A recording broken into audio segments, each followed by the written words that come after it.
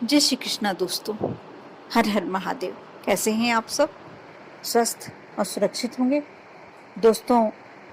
कल शनिवार का दिन और कुछ ऐसे उपाय, कुछ ऐसी समस्याएं होती हैं जैसे आर्थिक समस्या बहुत बड़ी समस्या है।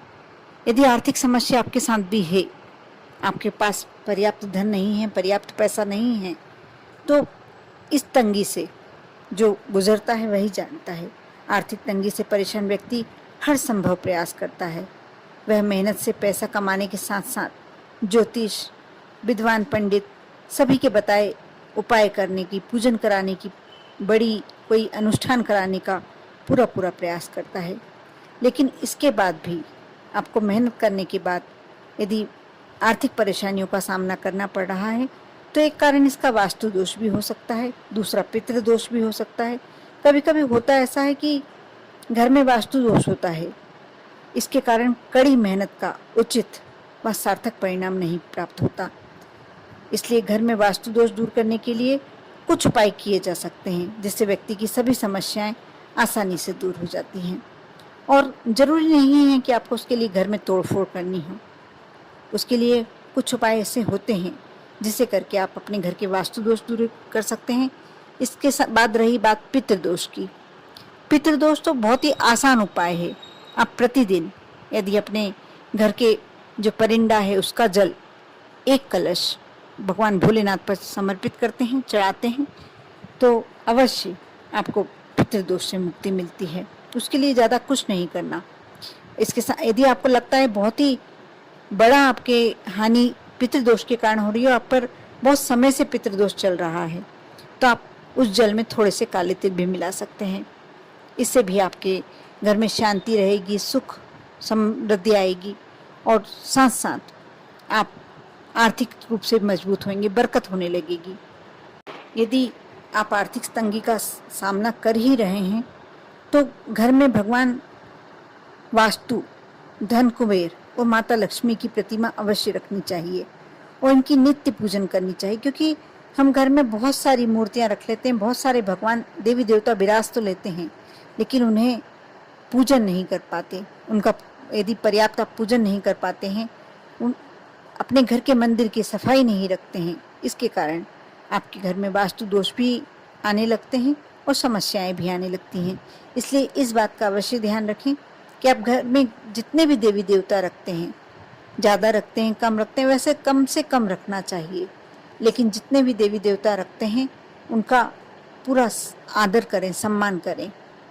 उन्हें मंदिर में आवश्यक सफाई जब जब लगे आप करें, दीपक प्रज्वलित करें, सुबह शाम दीपक लगाएं। यही यदि आप इतना ही बस कर लेते हैं तो आपको कभी भी आर्थिक तंगी का सामना, घर में क्लेश का सामना नहीं करना होगा। ऐसे ही पंचमुखी हनुमान, जहाँ भी हो मंदिर या कहीं प्रतिमा ऐसी हो, पंचमुखी हनुमान या दक्षिण मुखी हनुमान जी हो, आप वहाँ जाकर यदि सरसों के तेल का दीपक शनिवार के दिन लगाते हैं, इससे भी आपको बहुत ही पॉजिटिव रिजल्ट्स देखने को मिलते हैं। कितनी भी बड़ी समस्या हो, आप थोड़ा समय दे सकते हैं तो हनुमान चालीसा का पाठ करें। इससे भी आपको अपने घर में शांति होने लगेगी और साथ में आपके मानसिक शांति बहुत मिलेगी और धन की कभी कमी नहीं होगी। जैसा मैंने पहले वीडियो में बताया कि मंगलवार या शनिवार किसी दिन भी आप यदि कोई बहुत बड़ी समस्या से आप ग्रस्त हैं, बहुत बड़ी परेशानी से ग्रस्त हैं, तो आप यह उपाय अवश्य करना चाहिए। मैं बार बार अपने वीडियो पे इसमें इसलिए इस बात का जोर देती हूँ, प्रेशर डालती हूँ, क्योंकि ये छोटा सा कार्य कर कर आप भगवान को प्रसन्न कर सकते हैं, आपकी समस्याएं दूर कर सकते हैं। तो क्यों ना करें। पान का बीड़ा बहुत ही शक्तिशाली अचूक उपाय, जिसने ये कर लिया उसके जीवन के कष्ट तो भगवान स्वयं उसके जीवन का पूरा जिम्मेदारी भगवान स्वयं ले लेते हैं। अब मैं जो उपाय बताने जा रही हूँ बहुत ही सुंदर और बहुत ही छोटा सा उपाय है, लेकिन आप करते हैं तो अवश्य इससे आपको फायदा होता है। ये शनिवार के दिन ही करना है, शनिवार के दिन से शुरू करना है और ये हनुमान जी के लिए ही उपाय है।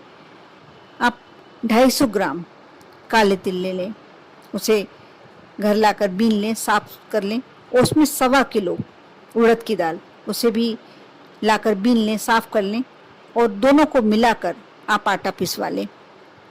हर मंगलवार या शनिवार, वैसे शनिवार को करना चाहिए कि उड़द की दाल, क्योंकि शनिवार को शनिदेव के मंदिर में भी आप चढ़ाते हैं, किसी को दान देते हैं, इसका भी बहुत महत्व है। आप पीपल के वृक्ष के नीचे, जैसे मैंने पहले एक वीडियो में बताया है कि 4 दाने भी आप पीपल के वृक्ष के नीचे उड़द की दाल के डाल देते हैं तो आपके जो शनि संबंधी दोष होते हैं वह कटने लगते हैं। लेकिन मैं आज की बात कर रही हूँ कि आप शनिवार के दिन क्या उपाय कर सकते हैं। आप प्रति शनिवार इस आटे में से एक दीपक बनाएं। आपको ये कार्य जब तक करना है, जैसे आपने आटे का एक दीपक बना लिया और उसमें सरसों का तेल डाल लिया, जो कलावा होता है आपके घर में, आप उसकी बाती बनाएं। और ये दिया, यदि आप चाहें तो आपके घर में, पूजन घर में हनुमान जी विराजते हैं, आपने रखी हुई है उनकी तस्वीर, तो आप उनके समक्ष लगा सकते हैं। नहीं तो आप हनुमान मंदिर में जाकर उनकी मूर्ति के समक्ष इस दीपक को प्रज्वलित करें। आपको करना यह है कि जैसे इस शनिवार को आपने एक दीपक लगाया, आप कैलेंडर में नोट कर लें या कोई डायरी में नोट कर लें, जो कॉपी आप अपने बिल्कुल पास रखते हैं, आप लिखकर अपने पर्स में डाल लें। आप जैसे आपने इस शनिवार को एक दीपक लगाया, उस शनिवार को जो नेक्स्ट आएगा उसमें आपको 2 दीपक लगाना है, फिर आपको उससे अगले वार में 3 दीपक लगाना है। इस प्रकार बढ़ते क्रम में लगाएं जब 11 दीपक पूरे हो जाएं। इसके लिए आप मन में संकल्प भी ले सकते हैं। संकल्प छोड़ना नहीं है, जैसे संकल्प छोड़ा जाता है वैसे छोड़ने की नहीं कह रही हूँ, लेकिन आप मन में जब पहला दीपक लगाते हैं उस समय आप संकल्प लें कि मैं 11 दीपक लगाऊंगी या 21 दीपक लगाऊंगी या 31 दीपक लगाऊंगी। ये दीपक जैसे चढ़ते क्रम में लगाए, 11 हो गए, आपने 11 का संकल्प लिया है, उसके बाद आपको उतरते क्रम में वापस उतारना है। 10, 9, 8, 7 इस प्रकार जब एक दीपक हो जाए तो उस दिन आपका पूरा ये अनुष्ठान हो गया है। कैसी भी, कितनी भी बड़ी समस्या है आपके जीवन में, धन संबंधी, कलह संबंधी, कोई और प्रॉब्लम, तो आपकी वो सारी समस्याएं दूर हो जाएंगी। बहुत ही अचूक उपाय है, क्योंकि हनुमान जी के मंदिर में सरसों के तेल का, वैसे भी कोई भी तेल का यदि आप दीपक लगाते हैं, और आटे का दीपक कहते हैं मनोकामना पूर्ति का दीपक होता है। जब उड़द की दाल और काले तिल मिलाकर उन्हें पिसवा कर आप इसका दीपक बनाते हैं तो आपके कोई भी कष्ट आपके जीवन में रह ही नहीं सकते हैं।